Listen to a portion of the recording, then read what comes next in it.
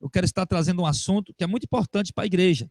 Está em 1 Coríntios, capítulo de número 1, no versículo de número 10 e o versículo de número 11, quando o apóstolo Paulo diz o seguinte: rogo-vos, porém, irmãos, pelo nome de nosso Senhor Jesus Cristo, que digais todos uma mesma coisa, que não haja entre vós dissensões, antes sejam unidos em um mesmo sentimento, em um mesmo parecer, porque a respeito de vós, irmãos meus, me foi comunicado pelos da família de Cloe que há contendas entre vós. Amém. O apóstolo Paulo, amados, o doutrinador da igreja, nós sabemos que Paulo escreveu 13 epístolas do Novo Testamento. Ele foi um grande escritor, e outras cartas, né, dele que se perdeu.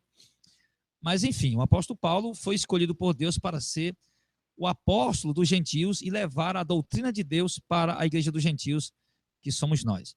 E lá em Coríntio, na Grécia, estava ali uma igreja saudável, uma igreja sadia, uma igreja crescendo na graça, no conhecimento, na bênção de Deus. Uma igreja onde os dons do Espírito Santo operavam, uma igreja que zelava pela verdade, que zelava pela sã doutrina. Mas, de repente, o apóstolo Paulo foi comunicado por algumas pessoas que ele diz que são das famílias de Cloe. E Paulo diz que ele foi comunicado por essas pessoas que lá no meio da igreja de Coríntio estava havendo dissensões, contendas. O que é dissensões? Dissensões, irmãos, lá está ligado a facções, a divisões, a grupos serem criados dentro da igreja. E o apóstolo Paulo condena veementemente essa prática. O apóstolo Paulo não aceita, em hipótese nenhuma, que dentro da igreja de Coríntio existam dissensões, existam contendas, confusões entre os irmãos. O apóstolo Paulo escreve a carta já orientando os irmãos que eles acabem com todo tipo de dissensão, com todo tipo de confusão e de contendas que estava havendo dentro da igreja. E por que Paulo fala isso, irmãos? Porque isso é algo muito grave. Isso pode causar um mal-estar na igreja. Isso pode, de fato, dividir uma igreja. A igreja tem que ser unida. Paulo disse, irmãos, digam todos uma mesma coisa, que haja entre vós o mesmo sentimento, que vocês falem toda a mesma coisa, que haja o mesmo entendimento, uma mesma visão, o mesmo propósito, o mesmo objetivo, que ninguém se levante para fazer dissensão, que ninguém se levante para causar contenda, para causar tumulto, para causar divisão na igreja. O apóstolo Paulo está trazendo essa exortação, meus amados, e ela é bem aplicada para os dias atuais. Por quê? Porque nós temos visto, irmãos, que infelizmente sempre existirão os contenciosos no meio da igreja de Cristo. O apóstolo Paulo escreve também outra de suas epístolas falando também sobre os contenciosos, que nós não devemos ser contenciosos. Inclusive, Paulo, ele diz que pelo Espírito Santo, que os que praticam essas coisas sequer vão herdar o reino de Deus. Gálatas capítulo 5, a partir do verso 19. Os que causam divisões, os que causam dissensões, facções, que são divisões e grupos, né? Dentro da igreja, Paulo disse que não vão herdar o reino de Deus, está em Gálatas capítulo 19. A arma que nós temos para usar é a palavra de Deus. Foi ela que Cristo usou contra Satanás. Foi ela que Cristo usou contra o diabo. E assim ele resistiu Satanás com a palavra do Senhor. Então, amados irmãos, nós não podemos permitir de modo algum que o nosso coração seja tomado de um espírito faccioso. Nós não podemos permitir de modo algum que o nosso coração seja tomado de um espírito de divisão, de amargura, de inveja, de contenda, de discórdia. Nós não podemos de maneira alguma permitir, irmãos, que Satanás coloque em nossa mente que nós temos que nos dividir, que nós temos que criar grupos. Não, Paulo diz, nós temos que ser unidos, nós temos que ser unânimes, nós temos que andar pelo Espírito e ter a percepção, ter o entendimento, a inteligência espiritual de perceber quando Satanás se move em nosso meio para causar divisão. Aliás, Satanás, ele é de fato astuto, né? Em causar divisão, ele é mestre nisso. Nós vamos ver lá em 1 Coríntios, aliás, em Apocalipse, no capítulo de número 12, quando fala da expulsão de Satanás, quando ele foi expulso do céu, ele diz assim, Apocalipse 12, verso 7, houve batalha no céu, Miguel e os seus anjos batalhavam contra o dragão, e batalhava o dragão e os seus anjos, e não mais prevaleceram, nem mais o seu lugar se achou no céu. E foi precipitado o grande dragão, a antiga serpente chamada Diabo e Satanás, que engana todo mundo. Ele foi precipitado na terra e os seus anjos foram lançados com ele. Queridos, há um texto nas Escrituras que diz que Satanás, ele era um querubim ungido. Ele estava lá no céu com o Senhor. Ele foi criado para a glória de Deus. Ele foi criado para estar no céu com Deus. E de repente o coração dele se exaltou. O coração dele se ensoberbeceu. É um dos estudos que a gente fez aí há um mês atrás sobre quem é o diabo Satanás. Está isso que eu estou falando. Você vai ver os estudos aí. O primeiro estudo fala sobre isso. Então ele estava no céu com Deus, por causa da sua formosura, por causa da posição que Deus lhe deu, por causa da honra e da exaltação que Deus lhe deu, ele ensoberbeceu seu coração. Ele começou a achar que deveria estar acima dos outros anjos. Queria colocar o seu trono ao lado do trono de Deus. E assim ficar acima dos demais, acima dos outros. E quando ele quis colocar o seu trono ao lado do trono de Deus, acima, querer se achar acima dos outros anjos, ele conseguiu persuadir, ele conseguiu seduzir alguns anjos que estavam lá no céu, com Deus, vivendo lá no céu, servindo a Deus, vivendo para a glória de Deus, mas Satanás conseguiu seduzir alguns anjos, conseguiu enganar alguns anjos, conseguiu persuadir alguns anjos que ficassem do lado dele. E por enquanto tudo parecia bem. Por enquanto, tudo parecia que ia dar certo. Satanás estava enganando aqueles anjos. Estava colocando na mente deles que que Satanás tinha que ter uma posição mais elevada e tinha que ter seguidores, e tinha que ter pessoas ao lado dele. Aí o que aconteceu? Satanás foi expulso do céu, e não somente ele, mas também os seus anjos, a quem ele enganou. A Bíblia diz que ele é aquele que engana o mundo inteiro. E ele continua trabalhando dessa maneira. E agora aqueles anjos que estavam ao lado de Satanás, que aderiram à persuasão de Satanás contra Deus, que Satanás conseguiu iludir aqueles anjos contra o próprio Deus, contra o próprio Altíssimo. E aqueles anjos a princípio acharam que ia ser bom, como se eles fossem edificar para si um reino, como se eles fossem estabelecer para si um reino. E de repente aconteceu o contrário. Uma grande tragédia.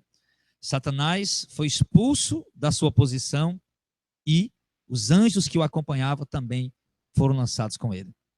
Todos tornaram-se anjos caídos, a quem nós popularmente chamamos de demônios, e que estão reservados em cadeias eternas, reservados para o grande dia do juízo, onde eles serão jogados no lago de fogo e enxofre. Mateus 25 diz que esse lugar foi preparado para eles. E tudo isso por quê? Aqueles demais anjos se deixaram enganar por Lúcifer, por Satanás, que a princípio era anjo de luz.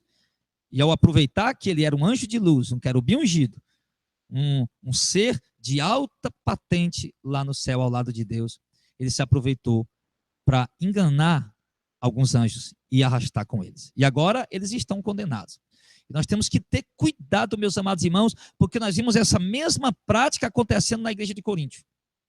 Satanás se infiltrando ali e causando divisão dentro da igreja de Coríntio. Satanás se infiltrando ali, causando contenda, dissensão, grupos, facções dentro da igreja de Coríntio, de modo que as pessoas já não estavam mais nem seguindo a Cristo. Que as pessoas já não estavam mais nem honrando a liderança que Cristo tinha levantado. Mas agora estavam todos divididos, confusos, sem saber para onde ir, sem saber o que fazer. E cada um agora tinha o seu partido. Mas Paulo escreveu repreendendo. Paulo escreveu exortando. Paulo escreveu dizendo àqueles irmãos que eles deveriam seguir a Cristo, que eles deveriam seguir a verdade, seguir a palavra de Deus e dar ouvidos à verdade, à genuína palavra de Deus, ao verdadeiro evangelho de Deus, ministrado pelos servos que Deus havia levantado. Aí depois Paulo começa a defender a sua autoridade apostólica, já que havia no meio daquela contenda algumas pessoas dizendo que Paulo não era apóstolo, coisa nenhuma. E Paulo começa a defender a sua autoridade apostólica. E Paulo começa a falar que Deus foi quem levantou ele para levar o evangelho aos gentios e para conduzir aquele povo dentro da verdade, e que Paulo teve o apoio da igreja em Jerusalém. E assim, meus amados irmãos, o apóstolo Paulo precisou contornar aquela situação de modo que ele precisou, ele disse, usar da sua autoridade. Mas ele disse que esperaria não precisar usar da autoridade dele quando ele chegasse lá, que os irmãos já por carta se consertassem. Então, meus queridos, nós precisamos abrir nossos olhos, porque assim como Satanás, uma coisa que eu aprendi na minha caminhada, é que as mesmas armas que Satanás usou no passado, são as mesmas armas que ele continua usando no presente. Se divisão, facção e grupo e contendas fossem da vontade de Deus, Paulo não teria exortado sobre isso, e Paulo não teria dito em Gálatas capítulo 19, Gálatas capítulo 5, versos 19, 20 e 21, que essas coisas condenariam o homem e levariam o homem para a condenação. Nós vimos todas as vezes na história do povo de Deus, quando houveram oposições contra a verdade, quando houveram levantes, facções dentro, no meio do povo de Deus, que Deus reprovou claramente. Deus sempre escolheu os homens que ele quis escolher para colocar na frente da obra. Nós lembramos de quem primeiro? De Moisés. Moisés foi um homem levantado por Deus para estar ali conduzindo o seu povo, na frente, guiando o seu povo. E de repente, levantou-se um grupo, um cidadão chamado Corá. E Corá, ele conseguiu seduzir algumas pessoas, inclusive a sua família, claro, e algumas pessoas para se levantar contra Moisés. E assim tentar se opor à doutrina que Moisés pregava e tentar macular a imagem de Moisés no meio do povo. Quando Moisés subiu ao monte para buscar a Deus, e Corá chegava lá e dizia, Corá, Datã e Abirão dizia, olha, Arão, vamos fazer para nós outros deuses. Esse Moisés que subiu lá no monte, ele não vai mais voltar, ele já morreu. Se você for perceber a trajetória do povo de Deus no meio daquela caminhada de 40 anos, você vai ver que foi marcada por rebelião, marcada por levantes, marcada por contendas e por oposição de pessoas que estavam sempre querendo assumir a liderança ou querendo sempre um lugar privilegiado no meio do povo de Deus. Você vai ver ali que levantaram-se muitos outros grupos, e sempre eles estavam tentando manchar a imagem de Moisés. Olha, esse Moisés trouxe a gente aqui para o deserto para matar a gente, vamos levantar contra ele. Moisés, nós queremos carne, Moisés, lá no Egito nós tinha carne, Moisés, tu trouxe aqui nós para morrer de fome, Moisés. Sim. E ali Moisés ia buscar a Deus. E outra hora eles se reuniam de novo, eles conseguiam contaminar um grupo de pessoas, e vamos lá falar com Moisés de novo. Esse Moisés trouxe a gente aqui para morrer, vamos morrer de sede agora. E quando Deus mandou o pão e mandou a água, agora o povo já estava reclamando de novo, já querendo carne. E enfim, meu irmão, a trajetória de Moisés guiando aquele povo foi marcado por levantes, por oposições, por contendas e por discórdias. Agora veja o fim que Deus deu a cada um que se opôs. Veja o fim que Deus deu a cada um dos contenciosos. Veja o fim que Deus deu a cada um daqueles que se opuseram àquela liderança que Deus havia levantado. O próprio Arão e a própria Miriam se levantaram contra Moisés, deixaram-se seduzir pela conversa de outros. Arão, tu que era para ser nosso líder, a Miriam está aqui, rapaz, era para ser nossa líder também junto contigo. Esse Moisés aí não estava nem no nosso meio, rapaz, ninguém sabe nem quem é esse cara, chegou aí agora. Aí Arão se deixou levar, Arão deu ouvidos à voz do diabo. E o que foi que aconteceu? Deus castigou duramente Arão e a Miriam. Deus pôs uma lepra sobre Miriam. E depois Deus, ele disciplinou duramente Arão. Nós vimos, irmãos, que a trajetória, nós vimos quando Elias estava ali no meio do povo de Israel, Jeremias, nós vimos Ezequiel, nós vimos esses homens apanhando no rosto. Homens que se levantavam querendo dizer, olha, Deus está comigo, não está contigo não, Jeremias. E batia no rosto de Jeremias. Jeremias enfrentou uma luta tremenda com um falso profeta chamado Passu e outros falsos profetas que haviam ali. Porque queriam tomar a liderança que Deus havia confiado a Jeremias. Só que eles não conseguiram. O profeta apanhou, sofreu, claro, infelizmente. O povo em algum momento ficou confundido, mas Deus sempre fazia uma reviravolta e mostrava a verdade, iluminava a verdade Porque Deus é um Deus de verdade. Deus é um Deus que conhece os corações. Deus sabe o porquê. Que quando alguém se levanta, qual o motivo? Deus sabe o porquê. Deus sabe o porquê que quando alguém se opõe, que quando alguém causa escândalo, que quando alguém causa uma oposição, levanta-se com uma oposição grave, como disse aqui o apóstolo Paulo. Deus sabe o porquê. O porquê é que existem levantes contra a igreja de Cristo. Deus sabe o porquê que existem oposições contra os verdadeiros servos que Deus levanta para guiar o seu povo. Deus sabe, conhece o coração daqueles que se levantam, que se opõem, que causam escândalo, que tentam contaminar a mente das pessoas. Deus sabe o motivo do coração daquelas pessoas, o que está impulsionando elas. A inveja, o ciúme. Enfim, Deus conhece a malignidade de querer manchar a imagem dos homens de Deus, dos homens que Deus levanta, de querer manchar a imagem. Irmão, as pessoas lutaram a todo custo para tentar manchar a imagem de Paulo, porque estavam com inveja do ministério dele, porque estavam com inveja dos auxiliares que ajudavam o apóstolo Paulo no seu ministério. Você vê Paulo dizendo isso aos filipenses, que uns pregam a Cristo com alegria, outros pregam realmente com verdade, e outros pregam por inveja, achando que vão acrescentar sofrimentos a mim. Então Paulo estava sempre passando por isso. Eu quero dizer a você, meu amado irmão, você que de repente é uma pessoa que Deus levantou para ser um presbítero, para ser um obreiro, para ser um pastor, um ancião de uma igreja, um líder, alguém que conduz a igreja na verdade, um homem que realmente Deus levantou. E quem são os homens que Deus levantou? Valdemiro Santiago? Não, aquele prega heresia. De Macedo? Não, também aquele prega heresia. Não pode ter sido Deus que levantou. Mas quem são os homens que Deus levantou? Aqueles que pregam a verdade. Aqueles que conduzem o povo na verdade. E esses são, com certeza, imperfeitos como qualquer outro homem. Mas são homens que Deus levantou. Deus sempre levantou homens imperfeitos e falhos. Você vê Deus falando pelos lábios, né, de Tiago, no capítulo 5, que Elias era um homem sujeito às mesmas paixões. O que quer dizer com isso? Que Elias era um homem perfeito como qualquer um de nós. Mas foi levantado por Deus. Jeremias foi levantado por Deus. Era um homem perfeito e falho. Ele errou, ele falhou. Mas era um homem levantado por Deus. Então, aqueles homens que Deus levanta, se você é um desses que Deus levantou, está andando na verdade, tendo zelo pela verdade, lutando pela verdade e até dando a vida pela verdade, haverão oposições, haverão levantes, haverão pessoas que se oporão ferrenhamente contra você. Isso Paulo fala para Timóteo, lá na segunda carta de Paulo a Timóteo, no capítulo 4, no último capítulo da carta. Ele fala de Alexandre o Latueiro, causou-me muitos males, e resistiu fortemente nossas palavras. Toma cuidado com ele, e Deus dará a ele de acordo com as suas obras. Então Paulo fala de oposições ferrenhas. E nós não estamos isentos de passar. Você que é um servo de Deus, que é um homem de Deus, homem que Deus realmente levantou, você não está isento de passar levantes.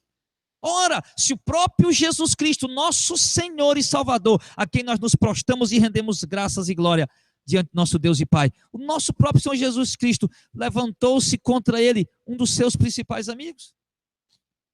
Um dos 12, no meio da multidão, Jesus escolheu 12, e um daqueles 12 amigos íntimos se levantou contra ele. E ele disse que o servo não é maior do que o seu senhor, e não o discípulo maior do que o seu mestre. Se chamaram ele de Beelzebul, quanto mais a nós, os seus domésticos. Se acusaram a Cristo fraudulosamente, quanto mais a nós, os seus domésticos. Mas nós temos que estar preparados para isso, amados. Nós temos que estar preparados, claro, para como Cristo se defendeu usando a palavra, com verdade, não distorcendo. Temos que estar preparados para enfrentar qualquer tipo de luta sem desanimar, porque de repente o diabo vai colocar na tua mente, porque Satanás é sagaz. De repente Satanás vai colocar na tua mente, por que estudar? Por que orar? Se estão me chamando de mentiroso, se para as pessoas eu não passo, se para alguns eu não passo de mentiroso, para que buscar a Deus? Para que me dedicar? Para que apacentar o rebanho? Para que me desgastar? Para que renunciar a minha vida? Para estar mergulhado em estudos, em oração, para ensinar o povo, se alguns estão achando que eu sou um mentiroso? Então Satanás pode colocar essa seta na sua mente. Satanás pode querer lhe paralisar, pode querer lhe derrubar, mas eu lhe digo, meu irmão, em nome de Jesus Cristo, que caia por terra todo levante de Satanás contra a vida do servo do Senhor. Que caia por terra todo levante de Satanás, todo espírito de facção, de contenda e discórdia, que é facilmente de perceber que é Satanás que está fazendo. Apenas os dormentes e cegos é que não percebem o agir de Satanás. Por isso que há um mês atrás, nós passamos, mais aproximadamente um mês atrás, nós passamos 5 aulas aqui estudando quem é Satanás. Primeiro estudo, a sua origem e o começo. Segundo estudo, a sua queda e a sua destruição. E o seu fim, aliás. A sua queda e o seu fim. Terceiro e quarto estudo, Satanás e suas obras. Parte 1 e parte 2. E o quinto estudo, como vencer Satanás. Nós já temos colocado essas mensagens, né, no YouTube, e você pode acompanhar e ver quem é Satanás, por que nós temos que conhecer ele, porque ele é o sedutor das nações, não é à toa que a Bíblia chama disso, ele se move de formas imperceptíveis, ele nunca vai chegar, meu irmão, aqui com um tridente, com um chifre e com um rabo comprido, ele sempre vai chegar disfarçado em alguma coisa, camuflado em alguma coisa, ele sempre vai se mover através de alguma coisa para tentar derrubar a igreja de Cristo, mas está escrito que as portas do inferno não prevalecerão contra a obra do Senhor. Mas precisamos ter cuidado. Porque, infelizmente, o que eu pude ver nos estudos bíblicos, todas as vezes que Satanás se levantou, usando pessoas para tentar enganar outras pessoas e usar elas para se levantar contra os servos de Deus, Satanás conseguiu enganar alguém. Ele conseguiu enganar até os anjos que estavam no céu para se oporem contra Deus. Ele conseguiu levantar o próprio Arão e Miriam para se levantar contra Moisés. Ele conseguiu levantar os fariseus, usando os fariseus, conseguiu levantar o povo pedindo a crucificação de Jesus. Quando os apóstolos estavam lá em Tessalônica, ele conseguiu levantar uma multidão para se opor contra a pregação dos apóstolos, que foram para Bereia, e quando estavam pregando em Bereia, os crentes, mesmo confirmando a palavra que estava sendo pregado, quando chegou os opositores lá, conseguiram levantar aquele povo contra os apóstolos. Então, o que nós vimos, irmãos, é que Satanás, ele, infelizmente, quando ele se opõe a usar alguém, um instrumento dele, contra os verdadeiros servos de Deus, contra a verdadeira obra do Senhor, infelizmente, ele conseguiu contaminar algumas pessoas. A gente vê isso na Bíblia. E a gente espera que nós sejamos, como disse, mais nobres, como os de Bereia, que possamos, de fato, ser atentos à verdade e ter o discernimento. Se homens de Deus andam criando facções, se homens de Deus andam criando divisões, se homens de Deus andam criando contendas, Paulo está repreendendo aqui em 1 Coríntios capítulo 2. Paulo diz que essa prática condena, são obras da carne, Gálatas capítulo 5, verso 19 em diante. O fruto do Espírito é o amor, a longanimidade, a bondade, a benignidade, a mansidão, a temperança, o domínio próprio. Esses são os frutos do Espírito. Mas criar confusão, contenda, se opor, se levantar, criar grupos, isso não procede de pessoas que têm o Espírito Santo. Mas é fácil de perceber. Qual foi o homem de Deus na história que você viu, meu irmão, se levantando, se opondo para causar divisão com a obra de Deus? Qual foi o homem de Deus, me mostre na história, que você viu se opondo para tentar confundir a mente dos discípulos? Muito pelo contrário, Paulo deixou sempre claro isso, que surgiriam pessoas em nosso meio que tentariam fazer essas obras. Mas nós, irmãos, precisamos isso. Nós precisamos entender isso. E nós estamos aqui, irmãos, cumprindo o nosso papel de pastor. Sim. Cumprindo nosso papel de pastor. Certo? Estamos aqui cumprindo nosso papel de pastor. E eu vou lhe dizer que nós não vamos, irmãos, aceitar a ameaça de pessoas. Precisamos aceitar a ameaça de pessoas. Nós devemos resolver as coisas na igreja, devemos resolver as coisas como homens de Deus. Mas, se algumas coisas precisarem ser resolvidas na própria justiça, que sejam resolvidas. Afinal de contas, Deus, ele deu a justiça para defesa das pessoas. Por exemplo, se você foi caluniado por alguém e inventaram uma mentira contra você, e se você tenta conversar com aquela pessoa, e aquela pessoa resolve continuar lhe caluniando, falando mal de você e denegrindo a sua imagem, Você tem o direito dado pelo próprio apóstolo Paulo nas suas cartas, que os magistrados foram levantados para defender aquilo que é justo. Então você pode recorrer, obviamente, aos meios legais, aos meios de justiça. Você pode fazer isso, claro. Mas que não seja preciso, obviamente, a se resolver dessa maneira. Que não seja preciso se resolver dessa maneira. Vou lhe dizer, meu irmão, se Satanás se levantar contra você, use a palavra de Deus, como nós estamos fazendo. Satanás se opôs a mim desde o começo do meu ministério, usando pastores, já usou pessoas até mesmo aqui de dentro da igreja, não só uma vez, mas uma e outra vez, e eu sempre fiz como o Senhor Jesus falou, me usei da espada do Espírito, que é a palavra de Deus. E eu não vou me deixar intimidar por ação contrária de ninguém. Vamos continuar avançando para o alvo, avançando para Cristo. E estou usando aqui essa arma que é a palavra de Deus e vou usar sempre, porque ela está em nossas mãos e Deus nos entregou. Vamos usar sempre. Amém? Agora, claro, Satanás vai tentar, vai tentar querer que a gente não use a palavra de Deus. Usar mentira, argumentos humanos, isso é coisa de servo do diabo. Nós temos que usar mesmo a palavra do Senhor, como nós estamos usando aqui e como todos devem usar. Então, meu irmão, se você está sendo alvo de calúnia, de ataques, de críticas, pode ter certeza que não é Deus quem está fazendo isso, é Satanás. Uma vez chegou aqui uma irmã de uma igreja presbiteriana, aqui no nosso ministério, há uns 5 anos atrás. E eles contaram para mim o seguinte, que lá numa igreja presbiteriana, tinha lá uns 2 presbíteros lá se levantando contra o pastor. E sabe o que eu falei para eles? Eu digo, olha, o pastor deveria ter tomado uma posição mais grave, ter afastado esses presbíteros do cargo, porque eles estavam sendo usados por Satanás. Sim. E interessante, irmãos, que eu coloquei isso, a posição, obviamente, porque o pastor ele tem autoridade para fazer isso. O pastor, o líder da igreja tem autoridade para fazer isso. Então, se aquele pastor deixasse e permitisse fazer isso, meu irmão, então o que é que acontece? Então, ele iria estar sendo maleável com a situação. E ele não podia deixar que a igreja fosse contaminada. Então, meus irmãos, sempre que nós usamos a palavra de Deus, Satanás é atingido.